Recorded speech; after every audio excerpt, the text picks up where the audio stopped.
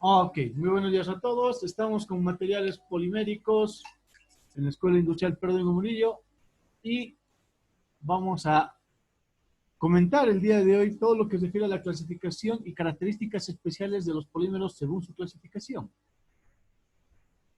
Haciendo un repaso rápido de lo que habíamos comentado hace ya algún tiempo atrás, bueno, la semana anterior, para ser más precisos, vamos a recordar estas menciones, ¿no? Hemos visto que hay diferentes tipos de estructuras cristalinas y que estas estructuras cristalinas definen mucho el comportamiento de los materiales. Y a ver, aquí voy a hacer una pequeña consulta al señor Ever. Señor Ever, la siguiente consulta para usted. A ver, vamos un poquito. Vamos acá.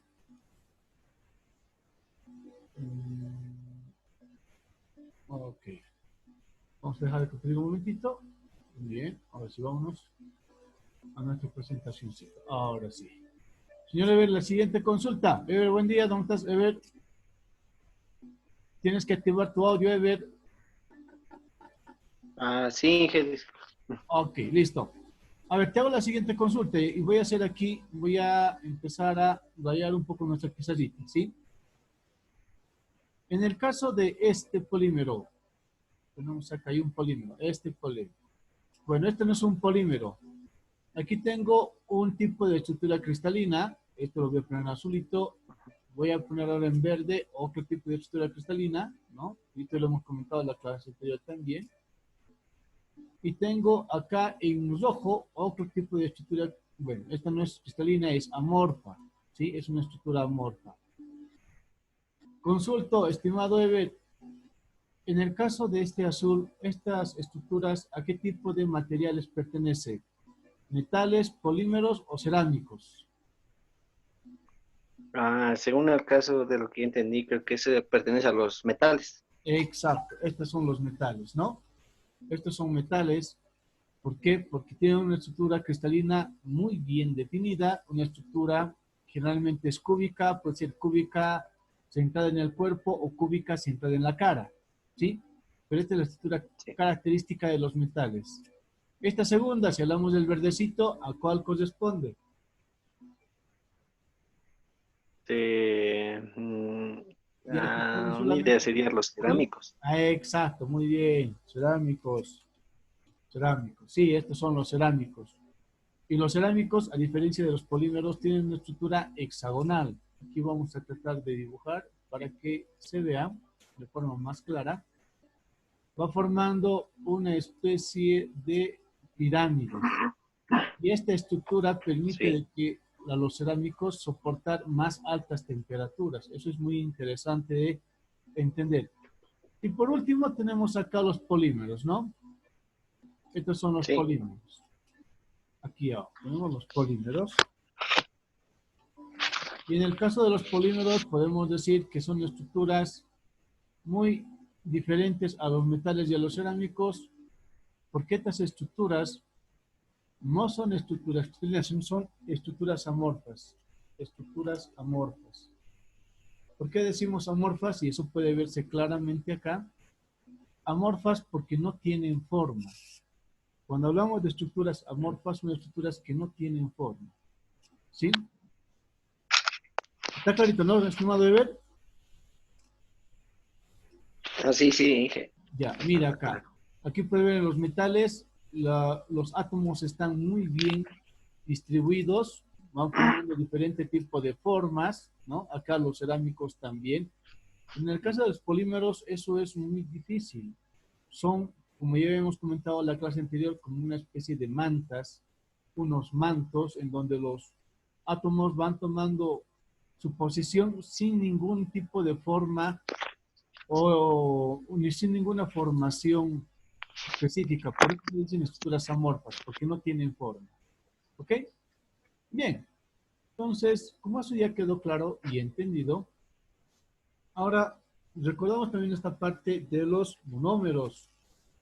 Y te consulto, estimado Ever, ¿tú qué sabes de los monómeros? ¿Sabes qué es un monómero? Mm, eh, No, Inge, no tanto. Me perdí esa clase. Ya, Antes ok. clase perdí. Mira, esta partecita te voy a explicar. Esto se conoce como un mero. ¿Por qué se llaman polímeros? Porque están compuestos de muchos. Aquí vamos a dividir la palabra polímero en dos. Poli, que significa muchos, ¿no? Muchos. Y mero, que obviamente significa mero, ¿no? Mero, ¿qué es mero? Mero es esto, es una estructura definida, ¿sí? Entonces serían muchos meros, eso significa polímero, muchos meros. ¿Qué es el mero? Es una cadena de carbón-hidrógeno con alguna característica muy particular, dependiendo mucho del tipo de polímero, que se va reproduciendo muchas veces. Eso se llama polimerización, ¿no? Entonces aquí teníamos, la semana anterior hemos visto estos ejemplitos, ¿sí? Este es el mero del polivinilcloruro, del PVC, ¿sí? Este es el polivinilcloruro. ¿Por qué polivinilcloruro? Porque a diferencia de este merito, mira, a diferencia de este que te estoy mostrando acá, acá tiene un doble enlace de carbón y tiene un cloro. Entonces, este es el PVC, polivinilcloruro. Ever, ¿tú conoces el polivinilcloruro? ¿Alguna vez viste el PVC? Tubos de PVC, ¿viste? Ah, bueno, no tanto. Tal vez en la vida ya visto alguna Pero, vez, rara vez, pero pero no sabías que era un PVC, ¿no? eso sí, solo tubos nomás. Ya, los tubos blancos que generalmente venden en las ferreterías, esos son tubos de PVC. Entonces, esta es la estructura, bueno, le vamos a decir la fórmula química del PVC, es un enlace doble de carbón y una de las únicas moléculas es cloro, es el PVC, ¿sí? Este otrito, el que muestro acá abajo, este es el polipropileno. Lo que comentábamos la anterior clase era que estos son los envases de los cuales se hacen vasitos desechables o los productos desechables en donde mucha gente se sirve algún tipo de alimento, ¿no? Salchipapita, etcétera.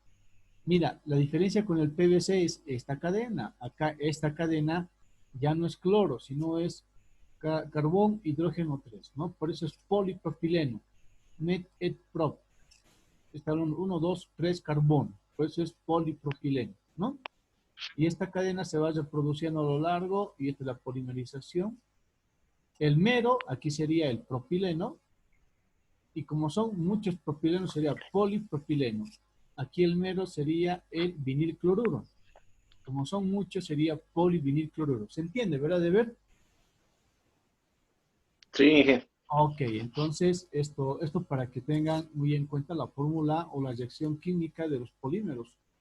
Esta es la explicación por la cual difícilmente tienen forma. Ustedes ven acá, no hay una forma definida. Los polímeros no tienen forma definida. A diferencia de los muchos, vamos a decir, otros materiales, los polímeros no tienen forma cristalina, solamente son un conjunto de moléculas que van formando un manto, nada más. ¿Sí? Bien, como eso ya está aclarado, ya lo hemos recordado esto. Ahora vamos a ver la clasificación. Y esta clasificación es muy importante entender. Vamos a hablar de la clasificación desde el punto de vista de la química. ¿Qué significa esto? Desde el punto de vista de el comportamiento hacia el calor. Entonces aquí vamos a hablar de la clasificación dependiendo, aquí lo ponemos con azul esto para que se vea más clarito, ¿sí? Ok, que depende de la reacción, ¿sí? Al calor. Vamos a considerar que depende de la reacción al calor y su comportamiento en la zona elástica. Depende de su reacción al calor y su comportamiento en la zona elástica. Entonces, vamos a ver la clasificación según su dependencia a la reacción al calor y su comportamiento a la zona elástica. Aquí vamos a ver características muy interesantes en los polímeros. Antes de que se entienda esta partecita, vamos a recordar, vamos a la pizarrita, Y en la pizarra vamos a hacer la siguiente observación. Esta es una gráfica que nosotros hemos observado hace algún tiempo atrás. Esta es la curva esfuerzo de formación. Aquí vamos a poner, esta es esfuerzo, que es en el eje de las Y, y en el eje de las X tenemos la deformación. Esfuerzo, deformación. El esfuerzo generalmente se mide en megapascales. Y la deformación, bueno, es adimensional. Se puede medir aquí el porcentaje, ¿no? El porcentaje de deformación.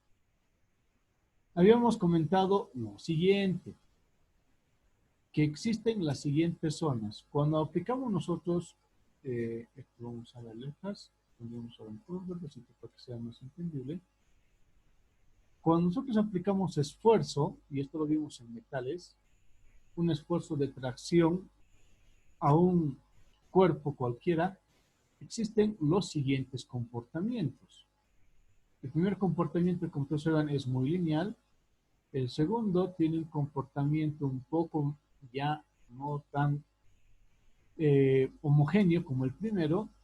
Y el último comportamiento tiende a ser mucho más caótico. Esta es la curva esfuerzo de formación. Y lo explicamos de forma sencilla de la siguiente manera. ¿Sí? Aquí tenemos tres zonas específicas. Aquí tenemos una zona 1, una zona 2 y una zona 3. Esto lo hemos conversado. Estamos simplemente recordando. Ok. La primera zona acá, en la primera zona, aquí lo vamos a hacer con letras un poco más pequeñas. Esta es la zona plástica. ¿Por qué se conoce esta zona como zona plástica? Porque en esta zona donde vamos aquí a apuntar con en esta zona, el comportamiento es sumamente elástico. Aquí hay un errorcito, vamos a corregir, por favor, esta parte corregimos. Ok. La zona plástica es esta. Ahora, esta es la zona plástica. ¿Sí? Hemos colocado mal. Plástica. Ok. Ahí está la zona plástica. Esta vendría a ser la zona elástica. Zona elástica. Esta es la zona de deformación por estricción. Zona de deformación por estricción. ¿Sí? Zona elástica, zona plástica, zona de deformación por estricción. Explicamos ahora cada zona. ¿Cómo lo vamos a hacer? Vamos aquí a tener el siguiente ejemplo. Vamos a suponer que tenemos una probetita, una muestrita. Esta muestrita la vamos a pintar de un color más oscurito, que sea un color azul. Ok, tenemos acá esta probetita. Bien. Esta probeta vamos a suponer que la vamos a estirar. Esto vamos a estirar. Vamos a agarrar y lo vamos a estirar. Ok, empiezo a estirar. Esto voy a ir estirando todo lo que puede en esta probetita. Ese es el trabajo que voy a hacer. Este estiramiento tiene un nombre específico en ensayos. Lo vamos a llamar el ensayo de tracción. Ensayo de tracción. ¿Sí? Estamos haciendo acá un ensayo de tracción. Bien.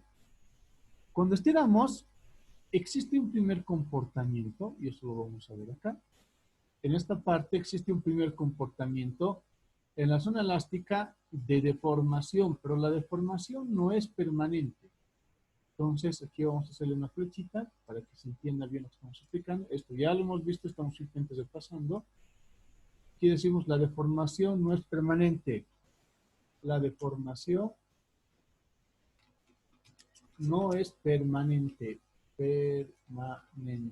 ¿Sí? No es permanente esta deformación. Ok, eso en la zona elástica. ¿Qué pasa con la zona plástica? Vamos a ver la zona plástica. En esta zona, al revés, vamos. En esta zona, en la zona plástica, aquí el comportamiento ya cambia. En este caso, la deformación es permanente. La deformación es permanente. Esto se puede ver con mayor claridad en los metales, ¿sí? La deformación es permanente, tenemos acá. ¿Y qué pasa en la deformación, en la zona de deformación por restricción? En esta zona, nuestra probetita, y lo voy a poner esto con rojito, ¿sí? Empieza a deformarse de esta forma, le crece un collito. Este collito se conoce como estricción. Es esta estricción por donde se va a producir el colapso. Obviamente esta probeta se va a jalar hasta aquí, ¿no? Se va a jalar la probeta. Se jala la probetita y tiene esta estricción. Esto sucede en esta zona, en la zona de deformación por estricción. Esto sucede acá, en la zona de deformación por estricción. Acá sucede eso, ¿no? Este efecto que lo ponemos acá con naranja, lo vamos a poner acá. Esto que se conoce como estricción, esta pérdida de sección, se conoce como deformación por estricción. ¿Por qué hacemos o damos mención o hacemos mención a esta curva? ¿Por qué se llama plástico? Ahora vamos a nosotros dibujar cuál sería el comportamiento de un plástico. Esta gráfica, así como la ven, es el comportamiento característico de los metales. Es decir, todo metal tiene una zona elástica. Tiene una zona elástica. Cuando yo sigo haciendo esfuerzo, hay un momento en el cual el metal se va a deformar, pero la deformación ya no es irreversible. En la zona elástica, la deformación se deforma, pero no es permanente. Está actuando como si fuera una liga, ¿no? Un elástico. Se deforma, pero la deformación no es permanente, es simplemente temporal. No hay ningún problema.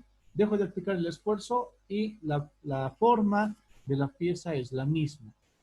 Cuando se excede ese esfuerzo, pasamos a la zona plástica y en la zona plástica la deformación ya es permanente. Un claro ejemplo, si hablamos de metales, es cuando nosotros doblamos un alambre, hemos vencido la zona elástica y hemos pasado a la zona plástica. Ahí la deformación ya es permanente. Y cuando este pedazo de alambre quiere ya empezar a colapsar, ¿no? Es decir, se va a destruir, vamos a romper el alambre y ya hemos pasado a la zona de deformación por extinción, en donde la zona en la cual se va a producir el colapso, en donde se va a destruir, tiende a reducir la sección. Repito, esto es característico en los metales. ¿Qué pasará con los cerámicos? Los cerámicos van a ser de un color exclusivamente negro para los cerámicos. ¿Qué va a pasar con los cerámicos? Los cerámicos tienen una zona elástica muy pequeñita, es decir, no pueden deformarse. No pueden deformarse tanto como los metales. Tienen una zona elástica muy pequeña. Después de esa zona elástica, viene acá la zona elástica que también es pequeñita y se produce el colapso. Aquí se produce el colapso. Este negrito es propio de los cerámicos. Tiene una zona elástica muy pobre. Esta es una elástica. Es decir, no va a soportar grandes deformaciones. Pero por la estructura cristalina del cerámico, el cerámico sí puede soportar altas temperaturas, ¿no? Ya saben, todo lo que está color verde, amarillo, rojo es el metal. Todo lo que está en negrito es cerámico. Ahora, la pregunta que le hago a la señora Maggie. Señora Maggie a la una, Maggie a las dos. Señora Maggie, le pregunto, ¿cómo será el comportamiento? Lo vamos a hacer en rosadito para los polímeros. ¿Será parecido al de los cerámicos o parecido al de los metales, los polímeros? ¿Su zona elástica será más ancha o más delgada? ¿Qué piensa usted? No estoy escuchando, tiene que hablar un poquito más fuerte, señora Maggie.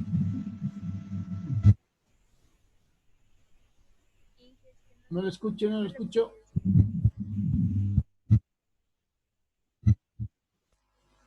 ¿Qué piensa usted? ¿La zona elástica tendrá que ser mayor o menor en los polímeros? Tiene problemitas con su audífono. Ya. A ver, hasta que la señora Maggie esté arreglando este problemita, le vamos a preguntar al señor Luis Pavón. Estimado Luis. Luis a la una. Luis a Sí, la... ingeniero. Ya. La consulta es la misma.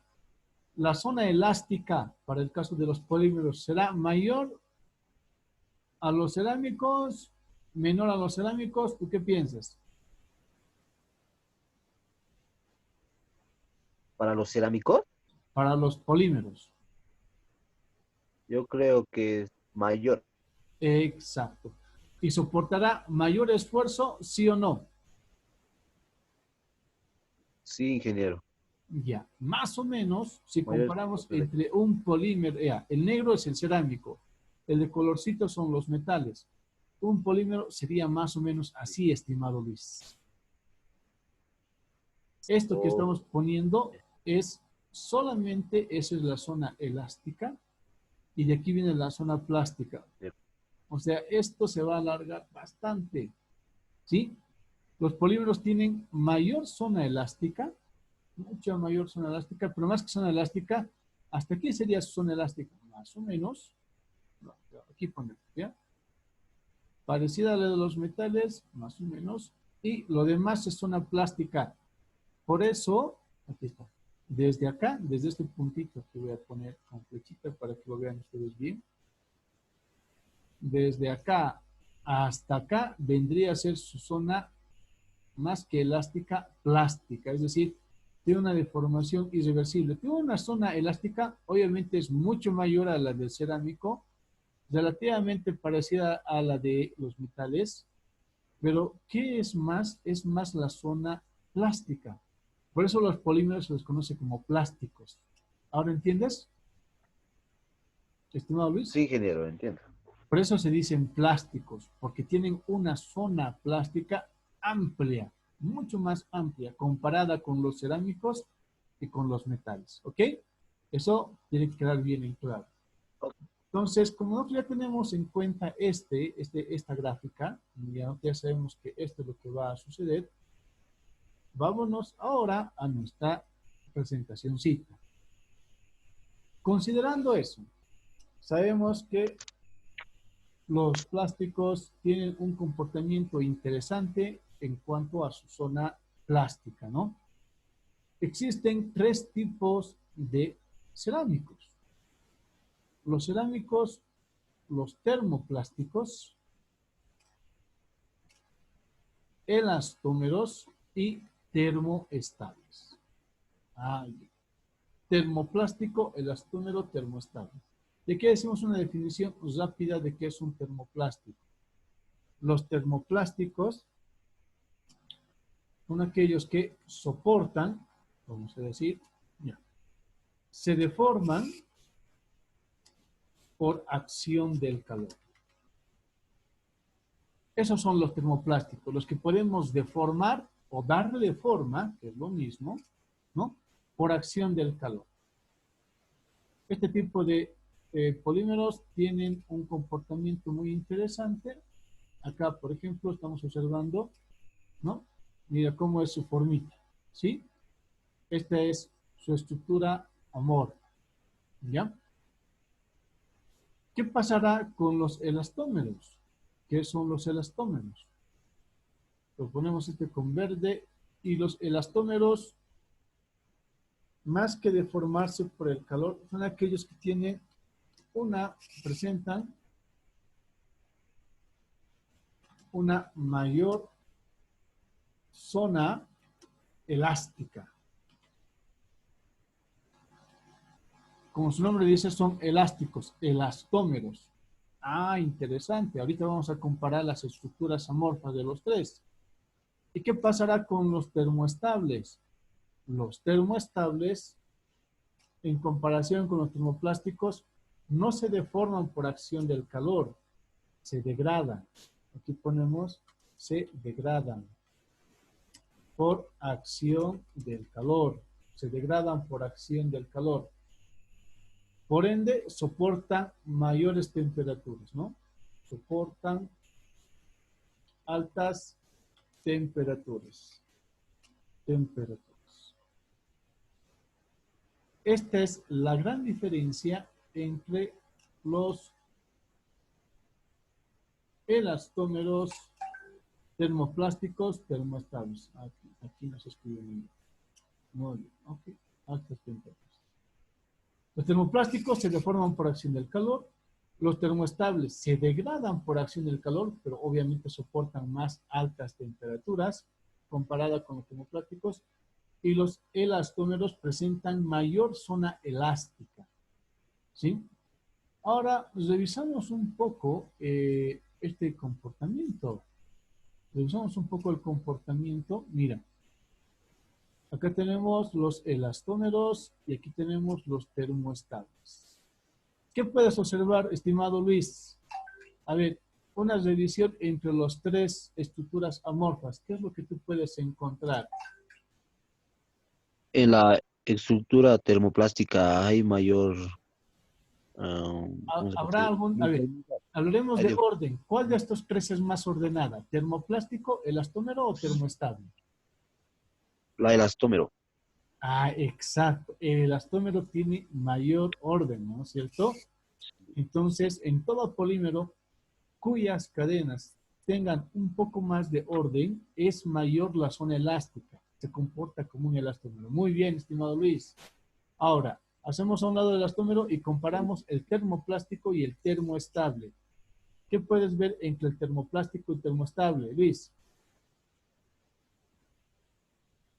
¿Has puesto? Que, A ver, dime. que en el termoestable es más acumulado y en el termoplástico es más esparcido, algo así. Ya, muy bien. Aquí existe mayor proximidad entre los átomos, ¿no? Estos son átomos, Sí. ¿sí? Y acá los En- átomos están relativamente distribuidos, pero siguen cadenas. Acá las cadenas están más enlazadas. Si hacemos una pequeña Eso. diferenciación en esta partecita, podemos decir acá, lo vamos a pintar con un color naranjita. Mira, aquí tengo yo ya. Las cadenas se están solapando una sobre otra. ¿Te das cuenta? Se solapan una sobre otra. Entonces, tenemos aquí un tejido mucho más tupido. Sí, En cambio, en los termoplásticos tenemos una cadena que está, pero las cadenas están un poco más dispersas, ¿no? No están tan apelmazadas como en este caso, no están tan juntas. más Entonces, esparcida. ese es el motivo por el cual este tipo de polímeros soportan más altas temperaturas. Pero a diferencia del termoplástico, si va a soportar temperaturas, cuando llegue a su temperatura crítica, no se va a deformar, se va a degradar. Al decir deformar en los termoplásticos, estamos diciendo que podemos darle forma. ¿Tú alguna vez has visto esos coditos que venden en la calle, en las ferreterías de los tubos blancos, estimado Luis?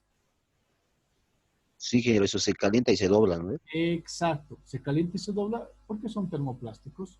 Pero si tienes un polímero termoestable, eso no va a pasar. Vas a querer deformar, al querer deformar ya va a empezar a derretirse, entre comillas, ¿no? Va a empezar a derretirse, va a empezar a chorrear como si fuera una vela. Cuando un polímero tiene ese comportamiento, es un termoestable. ¿Sí? Está clarito, ¿verdad? Está bien, dije, gracias. Muy bien. Excelente, entonces, como esto ya queda claro, ya sabemos qué es un termoplástico, ya sabemos qué es un elastómetro, y ya sabemos qué es un termoestable, vamos a ver algunos ejemplos de forma rápida. ¿Sí? Acá tenemos los termoplásticos. De los termoplásticos, como ustedes pueden observar, ¿sí? Tenemos la amplia variedad de utensilios que se emplean todos los días. Todos estos recipientes, lavadores, bañadores, etcétera, ¿no? Se realizan con este tipo de polímeros, termoplásticos. ¿Por qué? Porque son de fácil moldeo. Se calienta lo necesario y se moldea. Aquí tenemos, ¿no? Estos armazoncitos, sillitas, etcétera, se fabrican con polímeros termoplásticos. Generalmente es PVC o cualquier otro polímero termoplástico, ¿no? Ahí no hay mucho que decir. ¿Por qué? Porque son fáciles de moldear. Calentamos un poquito y se le da cualquier forma. Esos son los termoplásticos. De esto vamos a reforzar la semana que viene. Vámonos a ver ahora los termoestables. Y si hablamos de los termoestables, vamos a observar ahora lo siguiente. En el caso de los termoestables, tenemos estos polímeros. ¿Y qué observamos acá? Aquí están los famosos polímeros que pueden soportar temperaturas, ¿no? Aquí están los utensilios que empleamos para la sartén, pueden ser los que tienen superficie de teflón, ¿no? Las que están en contacto con el calor, pero no se deforman, se deforman muy poco. Estos son los polímeros termoestables, porque soportan altas temperaturas. Esta no se va a deformar con el calor. Si está mucho tiempo en el calor, va a deteriorarse, va a degradarse, va a degradarse como la vela, para que entiendan un poco más claro, ¿no? Esos son los polímeros. Y también tenemos una amplia gama de esos polímeros que se emplean en la industria eléctrica. Todos los conectores de corriente, ¿sí? Los interruptores, etcétera, están hechos de polímeros termoestables. Eso es importante que ustedes lo sepan. Ya para finalizar el curso de esta sesión en sí, vamos a hablar de los elastómeros. Y los elastómeros, bueno, se caracterizan porque como aquí vemos, tenemos toda la fabricación de neumáticos, gomas, etcétera, ¿no? Tenemos gomas. Y todo este proceso se realiza por proceso de vulcanizado. Proceso de vulcanizado. Aquí vamos a poner vulcanizado. Vulcanizado que vamos a entender el día de mañana. ¿Qué significa el vulcanizado? ¿Qué es el vulcanizado? ¿Cómo se vulcaniza? ¿Cómo se hizo el trabajo de vulcanizado? Y vamos a empezar a estudiar los procesos de transformación de los polímeros. ¿Ok? Muy bien.